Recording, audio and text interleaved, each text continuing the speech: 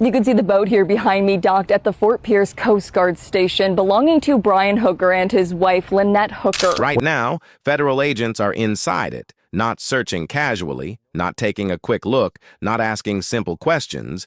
They are conducting a full forensic investigation inside a vessel that is now officially considered a crime scene. Crime scene tape surrounds the boat at the Fort Pierce Coast Guard station in Florida. Evidence bags are being carried off the vessel one by one. A processing table has been set up on the dock. And after weeks of questions, confusion, interviews, and growing public suspicion, this case has entered a completely different stage.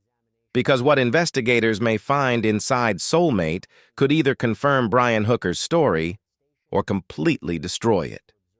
And tonight, we are going to break down exactly why this moment is so important, what investigators are looking for, and why some of the most powerful evidence in this entire case may already exist on remote servers waiting to be accessed by federal agents. This is the biggest development we have seen since Lynette Hooker vanished. And honestly, this changes everything. Let's get into it. On May 9, 2026, the United States Coast Guard seized Soulmate after the boat returned from the Bahamas to Florida. Multiple news outlets confirmed the seizure, but what happened next is what matters. Most agents from CGIS, the Coast Guard Investigative Service, physically boarded the vessel and started processing it like a federal crime scene. That distinction matters a lot, because crime scene tape is not decoration. It is not some safety measure. It is a legal line. The second, federal investigators tape off a location as a crime scene. They are officially saying this place may contain evidence connected to a potential criminal investigation. Everything inside that perimeter becomes controlled. Every item removed gets logged. Every object is tracked. Every piece of evidence gets documented so it can later be used in court if necessary. That is where this case is now. And if you have been following this story from the beginning, you know how huge that is. Now, before we go deeper, I need to clear up something that has confused a lot of people online. This investigation is not being led by the FBI. It is being led by CGIS, the Coast Guard Investigative Service. And honestly, that may be even more important, because these investigators specialize in maritime cases. Boats are their environment. This is what they do. They understand marine electronics. They understand navigation systems. They understand satellite communication logs. They understand vessel power systems. They know how people live aboard boats. They know where evidence hides on vessels. This is not land-based investigators trying to figure out life at sea. These are specialists. And according to forensic experts speaking publicly about the case, CGIS has access to every federal resource they need, including help from the FBI if they request it.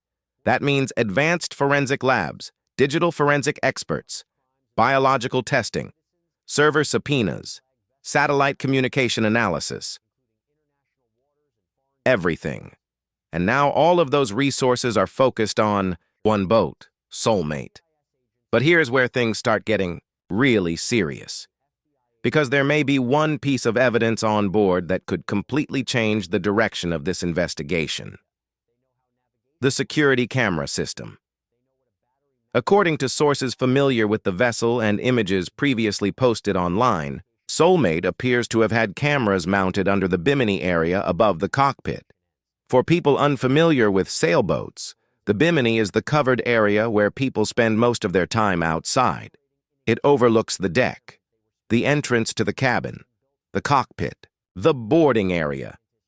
Anyone stepping onto the boat likely passed through that camera's field of view. Now think carefully about Brian Hooker's timeline.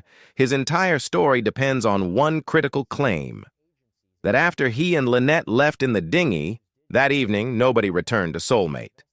Not him, not Lynette. Nobody. According to his account, the boat remained empty for the rest of the night. Dark, silent, unoccupied. But if investigators recover footage showing two people returning to the vessel later that night, that changes everything immediately. And here is the part that should make everyone stop and think.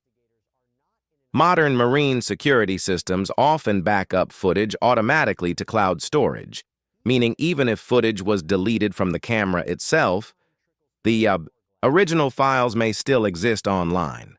Federal investigators can subpoena those records, and if cloud footage exists showing activity on board Soulmate after the time Brian says nobody returned, that would become one of the most important pieces of evidence in this entire case. Not speculation, not theory, actual recorded footage. Now let's move to what may become even bigger than the camera footage. The electrical system on board the vessel. This part has barely been explained properly in mainstream coverage, but it is incredibly important. Modern live-aboard sailboats do not use simple batteries anymore. They use advanced battery management systems. These systems monitor and log electrical activity across the boat, lights turning on, water pumps activating, phones charging, refrigerators opening, hot water systems running.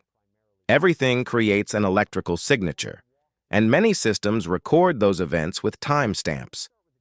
In simple terms, the boat creates a digital timeline of activity on board. Now remember what people close to Lynette have said about her routine. After spending time in the ocean, she would return to the boat, shower, wash off the salt water, and settle in for the night.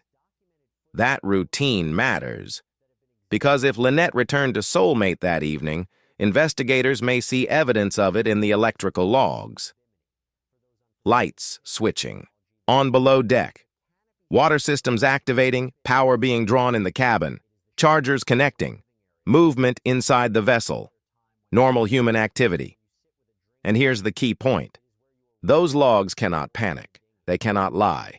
They cannot change their story. They simply record what happened. So investigators are now looking at two possible scenarios. Scenario 1. The boat stayed dark and mostly inactive all night. Only basic automatic. Systems running.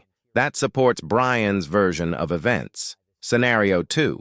The logs show clear signs of human activity later that evening. Lights, water use, charging systems, cabin activity. That would directly conflict with everything Brian Hooker has publicly claimed, and there really is not much middle ground there. Now let's talk about the piece of technology that could become the single biggest source of evidence in this entire case. Starlink. Soulmate reportedly had a Starlink satellite internet system installed on board. That means phones, Apple Watches, tablets, laptops, any connected device may have automatically linked to the vessel's internet network whenever they came close enough. And here is why that matters so much. Starlink connection records are not stored only on the boat. They exist on remote servers, meaning even if someone deleted data locally, federal investigators may still be able to recover connection records directly from SpaceX systems. Now imagine this for a second. If Brian and Lynette returned near Soulmate that night, their phones may have automatically connected to the network. The system could potentially show, when devices connected, how long they stayed connected, which devices were present, exact timestamps that would create a digital trail. And digital trails are incredibly hard to explain away, especially if they directly contradict public statements. Now, beyond the electronics, investigators are also examining the vessel for biological evidence. And yes, forensic experts have openly admitted this is not an ideal situation. Weeks have passed. Heat and humidity damage biological evidence. People have been on board the vessel. Since Lynette disappeared, that creates challenges. But investigators still have powerful tools. One of them is luminol testing. Even if blood was cleaned from surfaces, luminol can reveal traces invisible to the human eye. Fiberglass surfaces, like the ones used throughout sailboats, can still hold evidence long after cleanup attempts. And investigators are reportedly searching every major area of the vessel carefully. The cabin, the galley, the bathrooms, storage compartments, sleeping areas. Every inch matters now. But there's another category of evidence investigators are searching for. Lynette's belongings, because certain items create very uncomfortable questions if they are found on board. Her clothing, her Apple Watch, personal items she reportedly had with her that evening. Because according to Brian's story, those items should not still be on the boat, and if investigators recover them there, that becomes extremely important. Now, while all of this is happening, search efforts continue in the Bahamas, and this part of the story is heartbreaking. More than 5 weeks later, nothing connected to Lynette has been recovered from the water. Nothing. No bag, no clothing, no personal belongings, no confirmed trace. Locals familiar with those waters say that is unusual. Many believe the ocean. There normally returns debris over time, which is why attention has shifted toward remote shoreline areas and isolated coastal zones. Places reachable by dinghy, places hidden from tourists, places difficult to search. Volunteer search teams have focused heavily on Tahiti Beach, lubbers' quarters, mangrove areas near Hope Town, abandoned marina zones, isolated shoreline stretches. And according to reports, surveillance footage from at least one nearby property may also exist showing parts of the anchorage area that night. Investigators are reportedly reviewing that too. At the center of all of this sits one major reality. Brian Hooker has not been charged with a crime. His attorneys continue to maintain his innocence, and that matters. But at the same time, federal investigators clearly believe there is enough concern here to justify a major forensic operation involving a seized vessel, electronic analysis, witness interviews, evidence collection, and crime scene processing. That is where things stand tonight. And meanwhile, Lynette's family continues waiting for answers. Her daughter Carly recently spoke publicly about spending her birthday and Mother's Day without her mother. No answers, no closure, just silence. And honestly, that emotional side of this story is impossible to ignore. Because while investigators process evidence bags and digital logs, a family is still living in uncertainty every single day. Now here's the reality. The answers in this case may already exist. Inside camera systems, inside battery logs, inside satellite internet records, inside cloud servers, inside forensic testing, inside the walls of Soulmate itself, and as CGIS. Agents continue going through that vessel piece by piece. The truth is getting closer. Either the evidence supports Brian Hooker's story, or it doesn't. And once investigators know which one is true, this entire case changes forever. Right now, the boat is a crime scene. The forensic investigation is active. Federal agencies are involved. Digital evidence is being analyzed. Searches are continuing, and the pressure in this case is growing every single day. One thing is absolutely certain.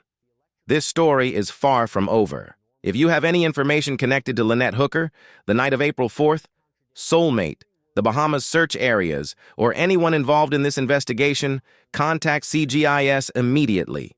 And subscribe right now, because the moment investigators release new findings, we will break down every detail, every document, every development, every major discovery. We have followed this case from the beginning, and we are not stopping now.